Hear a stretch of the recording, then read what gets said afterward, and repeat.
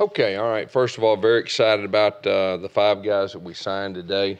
Makes a total of 21 for this class, which is a good number.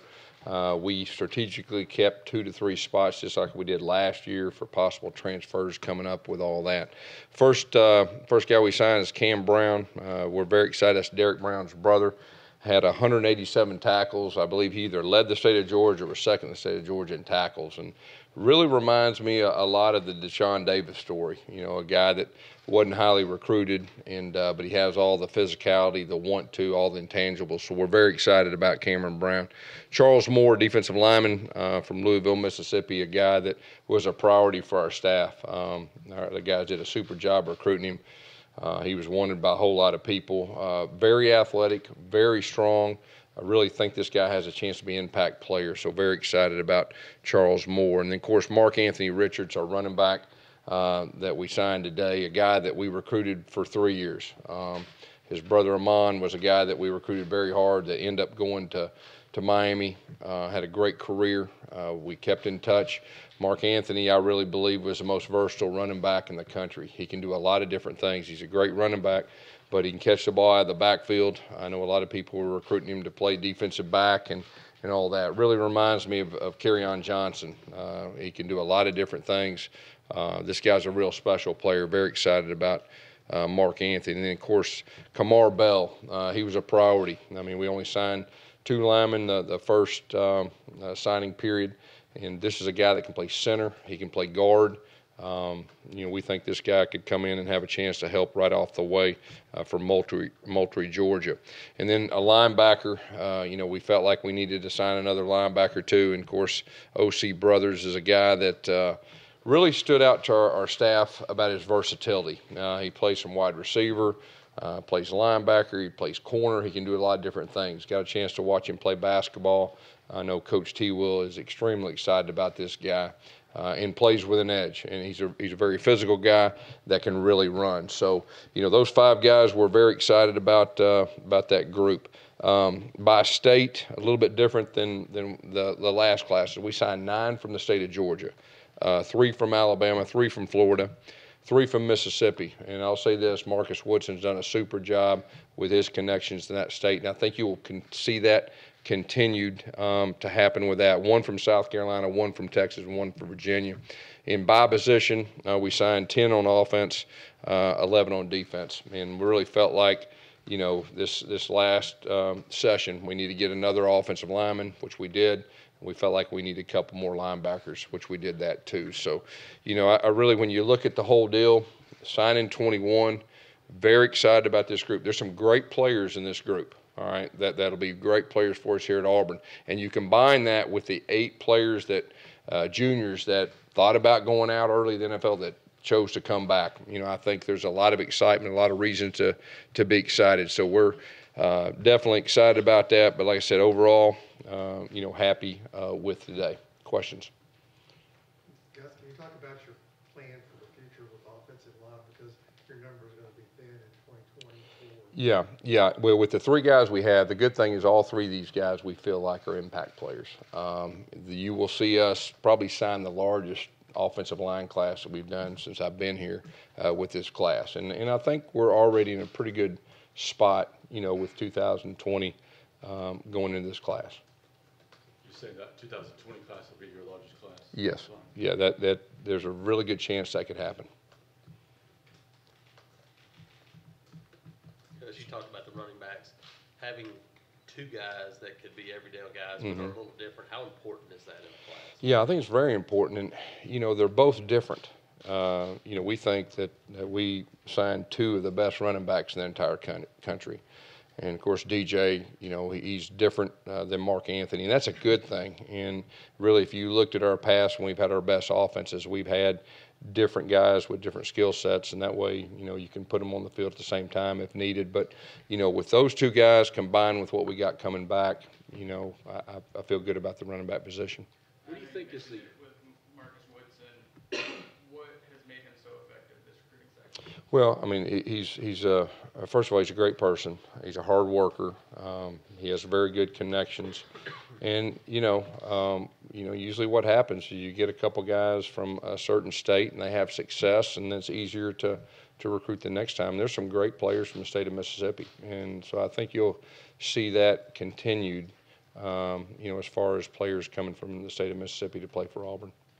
What has been the underlying issue over the last 2 years in trying to get the amount of offensive linemen that you need so you're not in a position, like you said, we're in 2020, you're going to probably do Yeah, and I'll say this. I mean, I think right now, if you look at our line situation going this next year, I feel very good about it.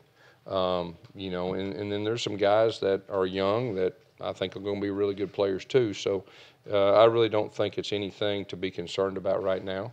And you look nowadays that a lot of offensive linemen can come in and play early, and that's what we'll be looking for in this 2020 class, which I think is a positive because usually the elite guys want to come in and play early. When you talked about saving some spots for transfers, what positions specifically? Yeah, the way I look at it with that is, if you can better your team, a guy that can better your team, impact player. I'm not ready to sit here and say, hey, this position or that position right now, but this day and time in college football, I think it's real wise to hold on to a couple. Like last year, it worked out pretty good for us, with Jack Driscoll and so it's always good to have a couple. So you'll see us continue to do that. Gus, you mentioned Derrick and those guys coming back, Yeah. and you add a defensive line group. Mm-hmm. Do you remember just on paper having more bodies going into No, we talked about that the other day. I think, more bodies, but I think more importantly, more quality bodies. I mean, this could be the best defensive line that we've had at least since I've been at Auburn, and I think it'll have a chance to rival the rest around the country. And there's nothing like having very talented young guys that can learn from older guys, and that does nothing but help. And of course, Rodney does a super job of playing a lot of people, and there's nothing like guys getting experience, and even if it's just a little bit of experience, and then when it's their time, they're not just thrown out there. So I think it's a great situation. Do you have any thoughts on George Pickens not picking Auburn? Usually I don't comment on guys that go other places, but he was committed to us for 2 years and decided to go somewhere else. But, the good thing is that we have some very young, talented receivers, so we'll be fine in that position. How tough was that? Because back in December, you said you wanted to add a big-time receiver by signing day, and then last minute. Yeah, and like I said, I think the good thing for us is we've got a lot of big-time receivers that are young, so that's not going to bother us. What's your early look, just, workouts of your guys who are already here on campus? Yeah, so they're off to a great start, from Coach Russell's standpoint. The 9 freshmen, they're together. They're starting to get acclimated with the older guys. We're not starting spring ball until after spring break this year to give Coach Russell a couple more weeks to train, which I think is really good.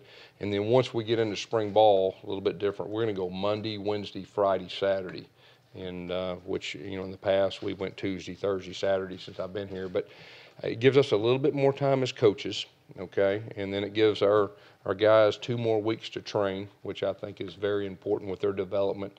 And, strategically, the way we'll practice, Fridays will be set up a little bit more drill specific. And then, of course, Saturdays are always our scrimmage days. So, really, I'm looking forward to the change up, in the spring practice schedule. What date, starting date? Quarterbacks that none of it played much. Yeah. How do you kind of go about doing that in spring? Yeah, we'll rotate them evenly, starting out. And the good thing in spring, you can do as much 7-on-7 and as much evaluation as you can. And there's nothing like, scrimmages on Saturdays during the spring, too, to help separate the quarterbacks. But we'll start out, letting those guys compete, and we'll see who the best one is. Is the 18th going to be your starting date for spring practice? Yeah, 18th will be our starting date on that Monday right after spring break. Any roster updates? Anyone that's left the team, since the end of the season? No, nowadays, it looks like everybody knows with the portal, now that, when it's a little bit more transparent.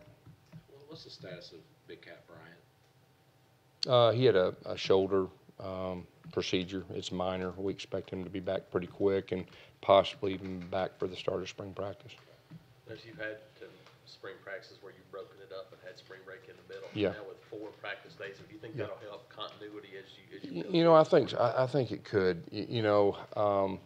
And also it's been kind of drawn out in spring, and I know our guys are pretty excited about getting it going and getting it started.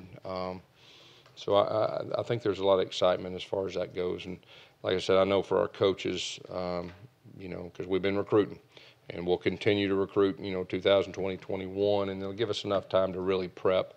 And then when you go spring break and you come back and get it started. Because you signed 5 guys on, national signing. Yeah. How Yeah. different is it? Yeah. Do you see what you say? Yeah, it's different. It was kind of weird saying that when I first came in here, signed 5 guys. But that just tells you, well, we're at a new day. And, the stress, there's a lot more stress on the first part of signing day than there is this one. Just from the standpoint of the volume, there's going to be more and more probably sign early.